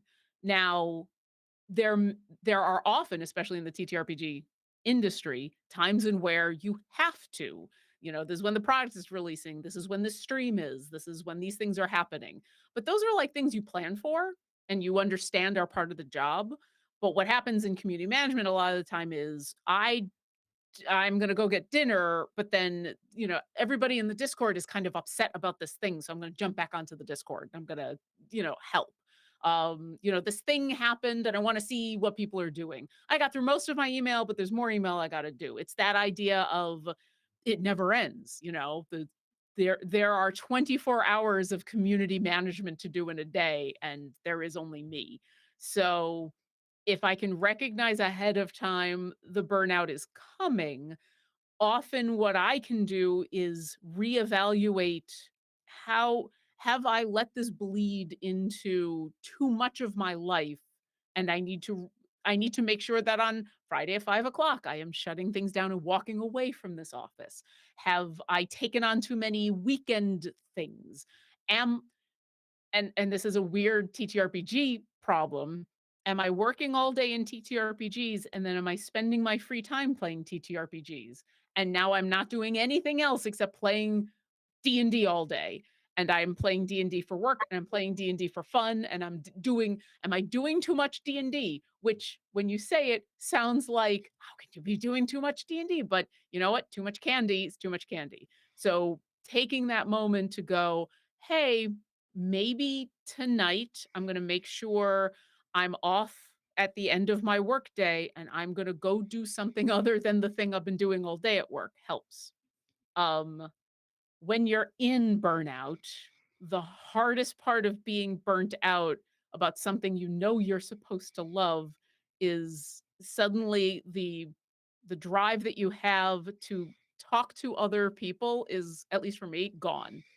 The the thing I love to do is communicate with people. When I was a Mhm. community manager and now in my content job, I am here to communicate with people, whether it is, directly or through a performance. And burnout takes that joy away. And it's recognizing I've lost that joy and figuring out what I have to do to get that back, which is different for everybody. And sometimes for me, it is I need to take a step back. I need to take a vacation or some time off. I need to, like Melly said, find someone else to do the thing for a little while. Um, and if you can avoid it, if you can avoid the burnout, it's way better than when you are burnt out. Because once you're in the ditch, it's so hard to get out. If Yeah. you can avoid the ditch, then you're in the clear, at least most of the time. So yeah, it is it's rough. And I have broken all of those suggestions that I've Yes. given unto you. And telling you those things is way easier than doing them myself. I mean, Yeah. here we are on a Wednesday, 2 hours after my workday has ended, and I'm still here doing stuff. Now, I'm enjoying this, and Yeah. I love these 2 people that I'm hanging out with, and I'm excited to talk to everybody in chat, and I'm in a good headspace for this. But sometimes you have to give up some of the things you know you're supposed to love because you need to take a break from them. Yeah, I think as well, because community managers are almost always, not always, but almost always, they love the product that they are working on, the community that they're working on.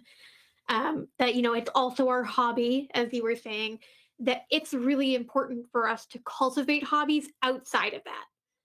I if I just I found I discovered, early in the pandemic, because especially because I wasn't seeing many other people. I live alone. It was a pandemic. We were all isolating ourselves.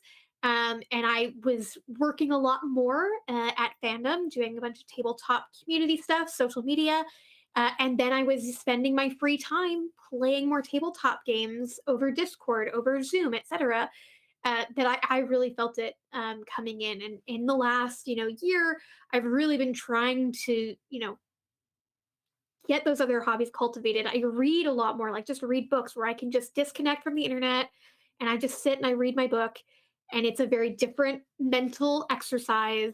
And it really separates me from some of the other things that might be causing me to just be like too burnt out. So I still have tabletop as a hobby and I still do it. I just don't make that every day. I'm just doing tabletop work, tabletop play. I'm really trying to spread it out so that I work a lot all week, every week, doing tabletop related things. And then, I try to do something else. I try and explore other things and learn new things that are outside of the hobby. Because it makes me, also, I can bring that hobby wisdom back in. I can find ways to use it. But it does help me get my brain kind of out of that headspace. So I think that's really important. If you want to get into this and you love what you're doing, have other hobbies and interests and people that you can kind of disconnect from this space with just for a time to kind of refresh yourself. And related to that, especially for those of us who are working from home, whether because of the pandemic or because now a lot of these jobs are virtual, are all online, having a dedicated works and I know this is hard for a lot of people. Your situation may not allow it easily. It takes money and time and space, but having a dedicated place to work that you can then literally walk away from.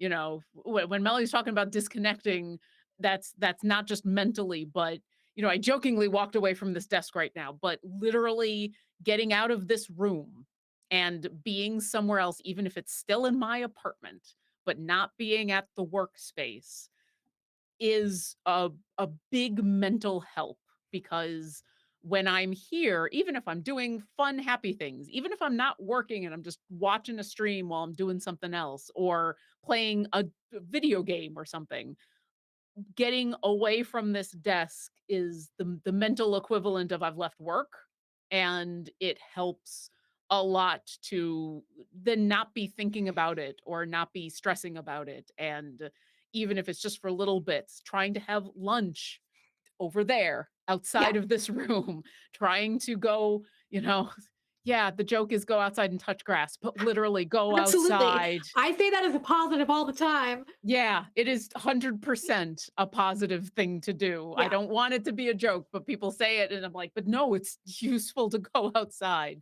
So yeah, being able to walk away from the space, no matter how, small of that walk is because of your situation, is helpful.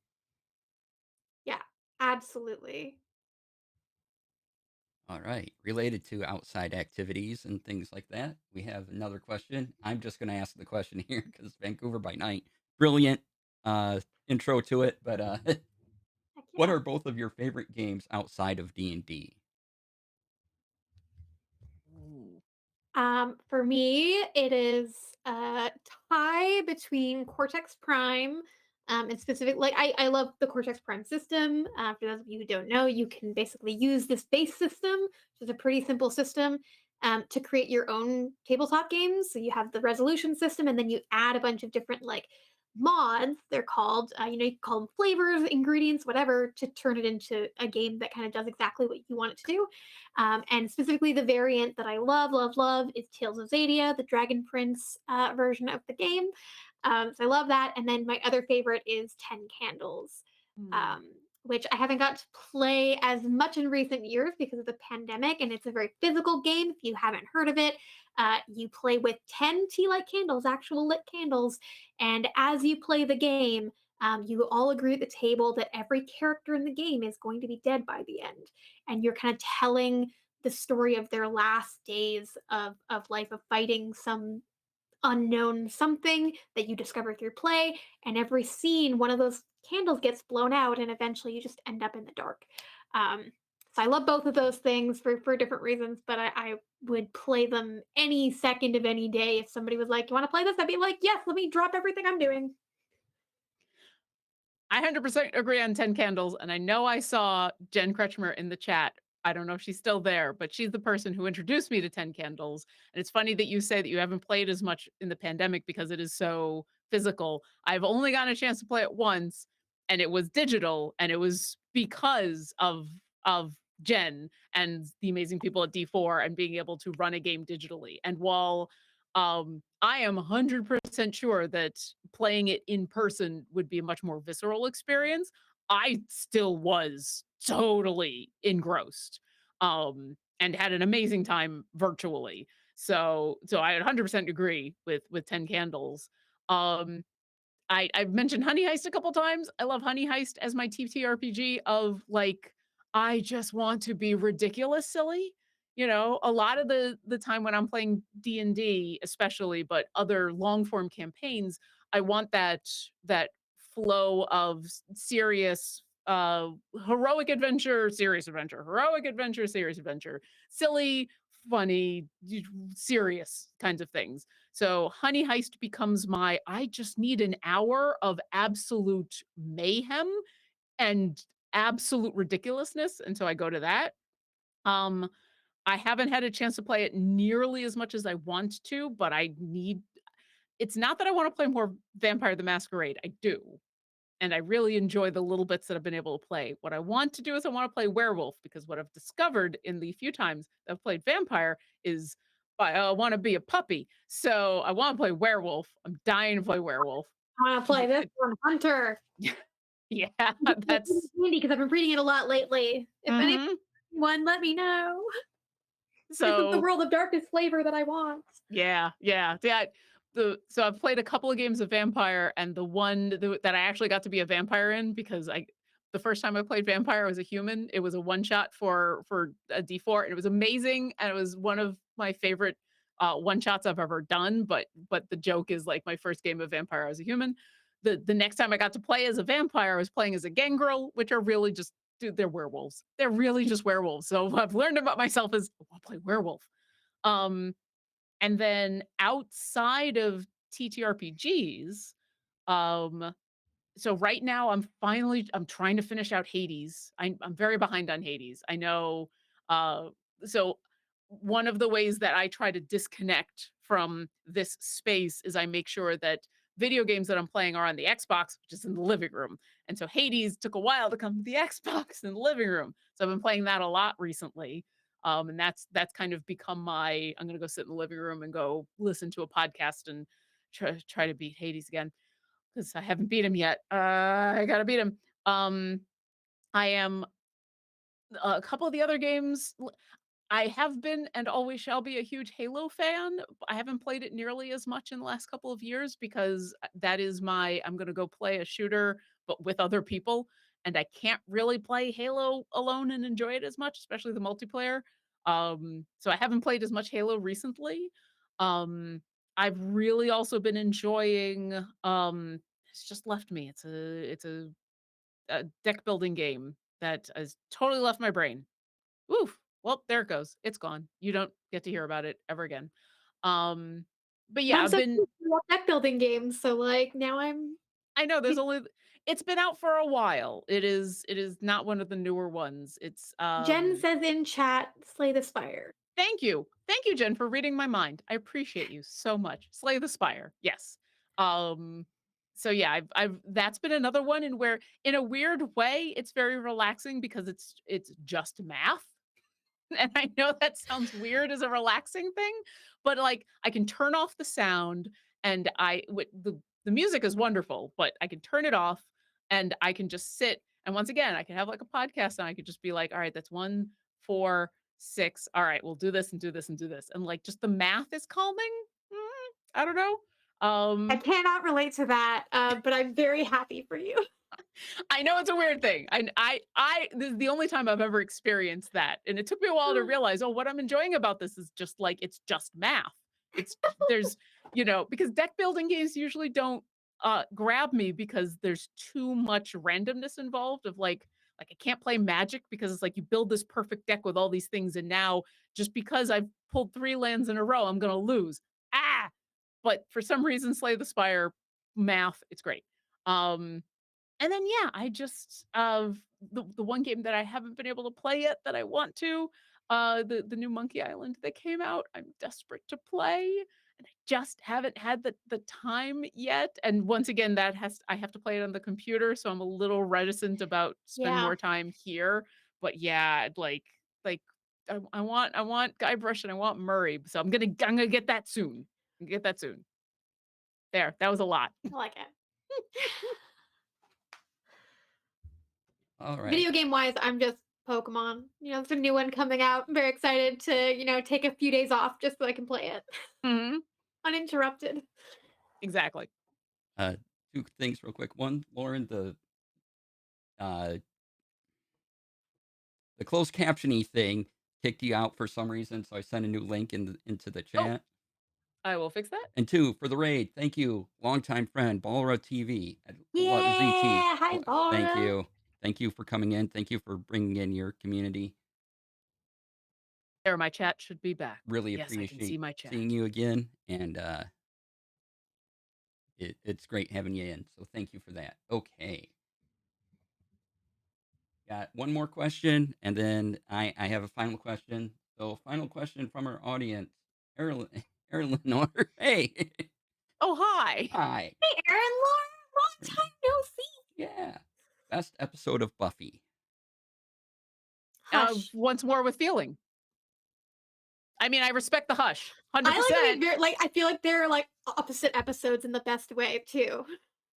Like, if the hush is up there, and maybe it's my music, but me being a musician, but once more with feeling. I'm very much like a horror person. That's like the most horror episode of Buffy is Hush. It's so creepy and like I love Yeah. it. I Gentlemen. Oh, No, 100% creepy as heck. I will also say one of the reasons that I love Once More with Feeling, yes, it's the musical episode. Oh my god, they're all singing, it's great. There's that moment at the end, and I won't spoil it in case anyone hasn't seen this several decades old show, in where Buffy reveals something about what she's gone through recently and how she actually feels about it that is just heartbreaking.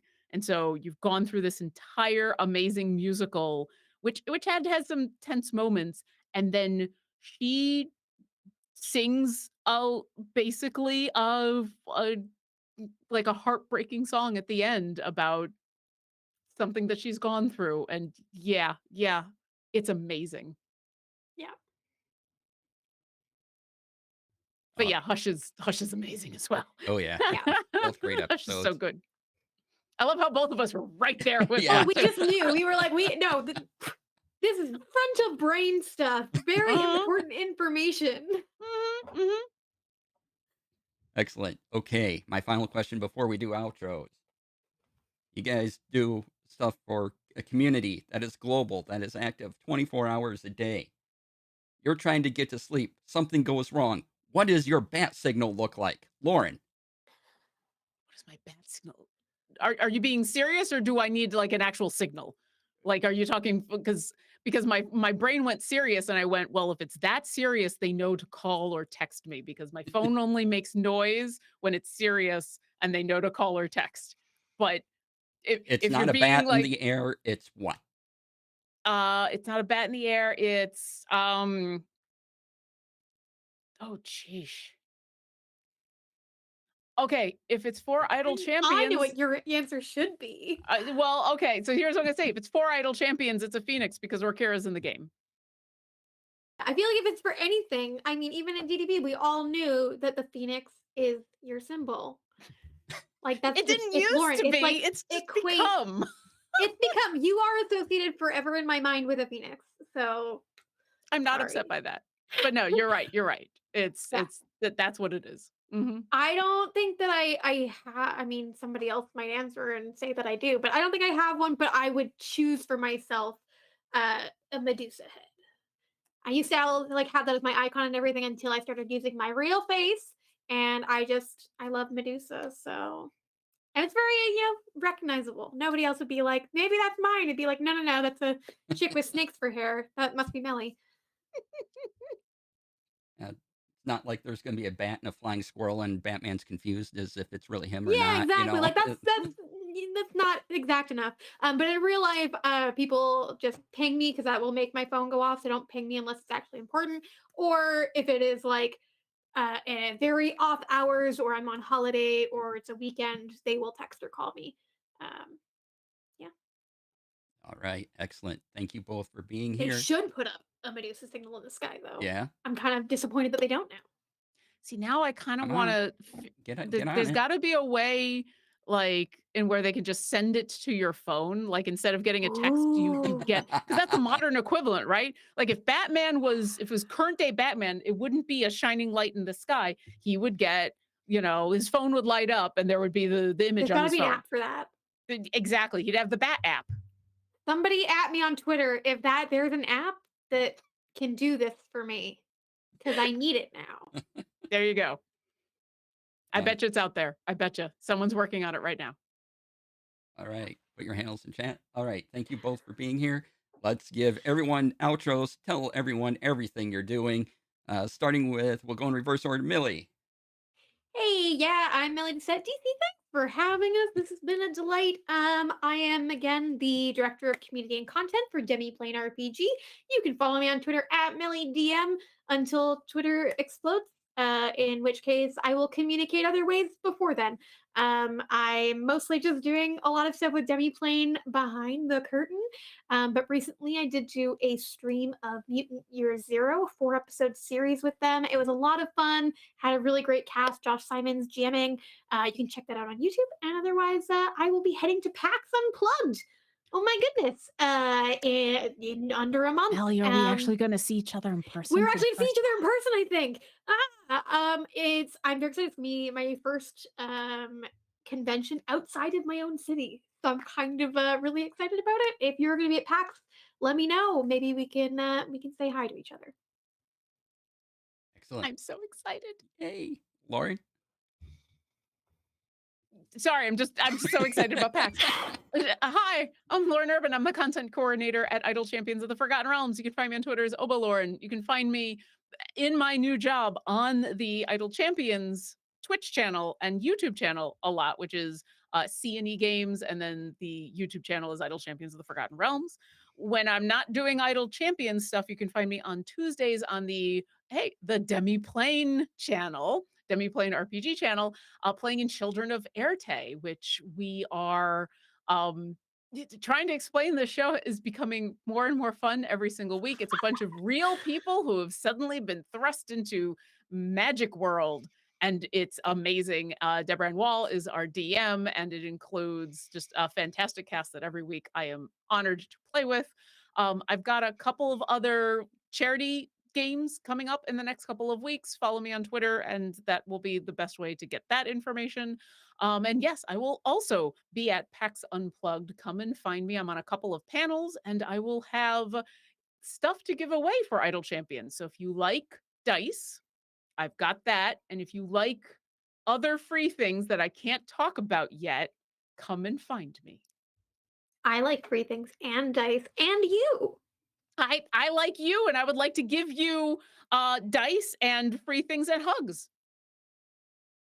We're gonna see each other. It's so great. All right. And And hey, DC, where can people find you? well, right here. This is my channel if you didn't know. Welcome. Hey, I'm DC. I've been your host and expert listener to the experts today. You can find me just about everywhere under DC Lasair. You can find all my links that just got posted in chat. dclasair.bio.link. It's the link to all my links. I will not be at PAX U, unfortunately. If you're in my area, I'll be at my local Comic Con on Friday. But other than that, uh, I don't have any more travel plans this year. Let's see. I gotta think of everything I'm doing. So I play video games right here on this very channel, Monday through Fridays, noon Pacific, 3 p.m. Eastern. Tomorrow I will be here with Core Keeper. Hopefully the update will be ready by the time I stream, and we'll get to play the new content. Yay! Core Keeper is a lot of fun. Should check it out if you haven't. And then November 19th, I'm doing another charity game called Pastry Panic. It's involving once again the Bakers Guild of Waterdeep. It'll be fantastic. We have Urban Bohemian, Awkwardish Panda, who is in chat. Hi, Panda, and is doing an amazing job on the graphics for this. Painting Pirate, Oh, Zero Reynolds, and Cipher of Tear. So that'll be an There's a excellent show. stacked cast. Come by here. very. Yeah. Come by here November 19th at noon Pacific. Yeah, noon Pacific, 3 p.m. Eastern. And please check that out. We will. It's a charity game to benefit Take This, an excellent charity. Please check that out. If you don't know what I do, I'm a producer. Like I said, I stream, I moderate. There's probably other things I'm not thinking of right now, but that's fine. I'm currently the producer for Rivals of Waterdeep, Watch City, and you know that Mutant Year Zero show that Millie just mentioned? I might have been producer there too. So go check that Sure out. did. A You've man also of many hats in both absolutely. senses of the phrase. You've Indeed. also jumped in on Children of Erte a couple Oh times yes, and because Children of the Erte. fantastic Josh Simons cannot always be there, and so we have the fantastic DC Lasair. Yay! So thank you Master all producer. so much for being here. I think our big takeaway is to build wolf bridges and make something beautiful out of wolf poo. And yeah, And sometimes touch grass in a good way, in a self-healing way. Touch Mhm. grass. and thank you all for being here. Again, thanks to Lauren and Millie for being here. You've both been fantastic. I've loved it. Thank you to the audience for being here. The questions and your chat have been wonderful for the past 2 hours. And as I wrap every stream, please be kind to others. And as it says above Millie's head, be kind to yourself. Thank you so much for being here. I will see you tomorrow. Have a great evening. Bye. I'm going to hit the button soon. I really am. No, It's I okay, I'm just swear. gonna keep I'm waving going to and hit the button. smiling at the camera until Yeah, you the do. button's going to be hit. It'll be amazing. Watch this. I'm hitting the button now. Bye.